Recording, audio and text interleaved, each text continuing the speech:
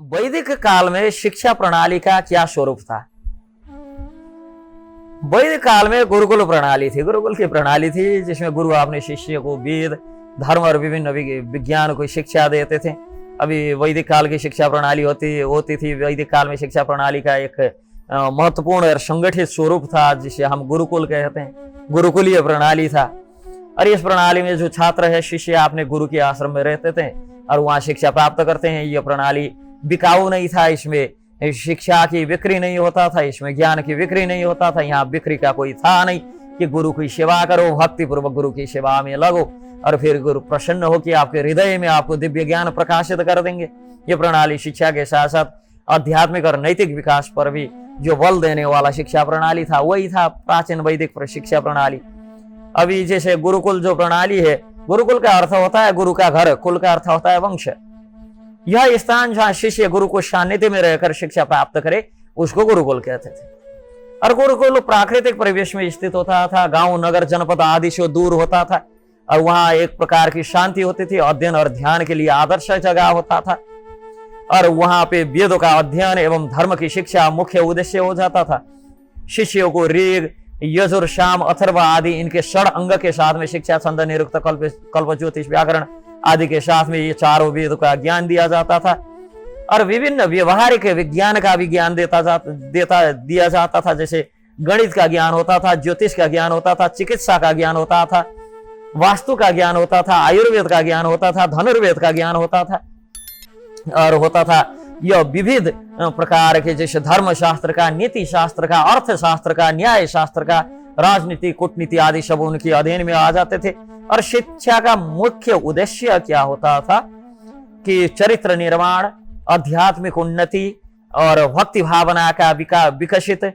शिष्य अपने गुरु और ईश्वर के प्रति भक्ति का अभ्यास करता था, चरित्र आचरण को शुद्ध रखता था। ये होता था हमारा वैदिक शिक्षा प्रणाली।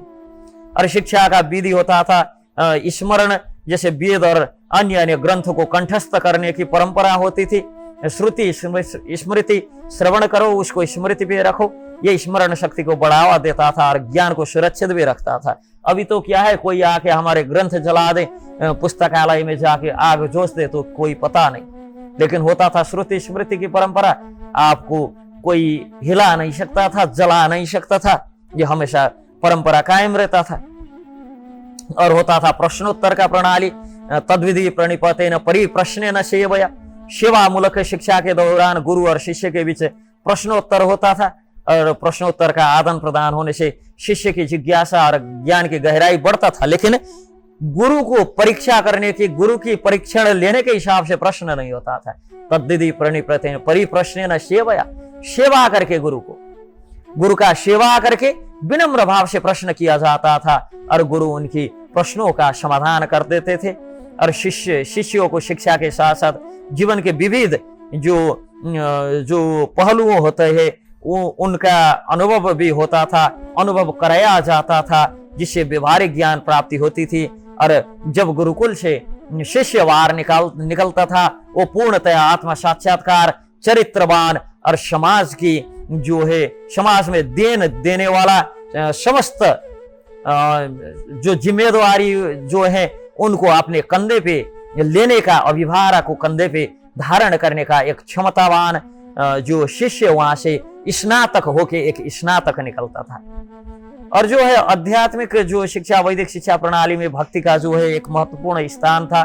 शिष्य पूर्णतया गुरु और अपने ईश्वर के प्रति, इष्ट के प्रति भक्ति और समर्पण के हिसाब से अपना व्यवहार करता था। तो शिष्य अपने गुरु के प्रति पूर्ण समर्पण और भक्ति का पालन करते थे। गुरु को जो है ईश्वर का प्रतिनिधि मान के उनके आदेश का पालन ही उनका शिष्यों का एकमात्र ध्येय होता था। तो शिष्यों वेद मंत्र का जप एवं उच्चारण आदि सिखाया जाता था। यह उनसे क्या होता था कि पूर्णतः विद्वान हो जाते थे और साथ साथ में शिष्य विभिन्न देवता आदि का आराधना करते थे अपनी इष्ट को प्रधान मान के। जैसे हमारे इष्ट उपास्य श्री राधा गोविंद भगवान, तो हम उनको प्रधान मान के और सब देवताओं को उनके सहाय मान के इसे पूजन करते थे। इससे आध्यात्मिक और भक्ति की जो विकास प्राप्त होता है, भक्ति के माध्यम से नैतिक और चारित्रिक शिक्षा पर भी बल दिया जाता था। शिष्य सत्य, अहिंसा एवं सेवा के मार्ग पे चलने के लिए हमेशा प्रेरित रहता था। तो वास्तव में वो कहा जाता है गुरुकुल यही है, वैदिक शिक्षा प्रणाली यही है।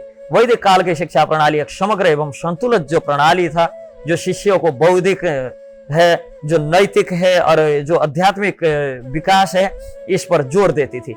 और गुरुकुल प्रणाली में शिक्षा का उद्देश्य केवल सर्टिफिकेट पाना या सर्टिफिकेट लेना यह नहीं होता था, बल्कि जीवन के सब पहलुओं में संतुलन और भक्ति का विकास, भक्ति भावना शिक्षा का मुख्य आधार, जो शिष्य एक श्रेष्ठ व्यक्ति और आध्यात्मिक साधक बनने में सहाय होता था। इस प्रणाली में न केवल विद्वान और ऋषियों ने जन्म दिया, बल्कि समाज के नैतिक और आध्यात्मिक दृष्टिकोण से भी समृद्ध एक समाज निर्माण किया है इस व्यवस्था ने। ये गुरुकुल व्यवस्था ने ऋषियों को जन्म दिया, अनेक विद्वानों को जन्म दिया, ये एक जगह पे है। उससे भी बड़ा वास्तव में देखा जाए तो इसने समाज को नैतिकवान बनाया, आध्यात्मिक दृष्टिकोण से एक समृद्ध समाज निर्माण किया था हमारी जो वैदिक शिक्षा प्रणाली, गुरुकुलीय प्रणाली से। तो वास्तव में कहा जाए तो गुरुकुल शिक्षा प्रणाली सिर्फ उस समय में नहीं है, आज भी इनका उतना ही महत्व है जो हम भूल रहे हैं। और हम वो कन्वेंट स्कूल को, जिसमें वास्तव में एक हिसाब से आज की अर्थव्यवस्था की गुलाम जो गुलाम की प्रोडक्शन हो रहा है, निर्माण हो रहा है, उस गुलाम बनाने की जो यंत्रीकरण, जो जीव को यंत्रीकरण करने की जो प्रक्रिया है, उसके पीछे सब भागे हैं। यह हमारी दुर्भाग्य है। यह दुर्भाग्य की वजह से हमारी संस्कार जो है, संस्कृति जो है, हीन होता जा रहा है। हमारे जो है जीवन में हमें अनेक प्रकार की तनाव, अनेक प्रकार की कुसंस्कार, अनेक प्रकार की व्यवधान आदि आज वास्तव में हमने अपनी शिक्षा प्रणाली को भूलने से यह सब दिखाई दे रहा है। हरे कृष्ण।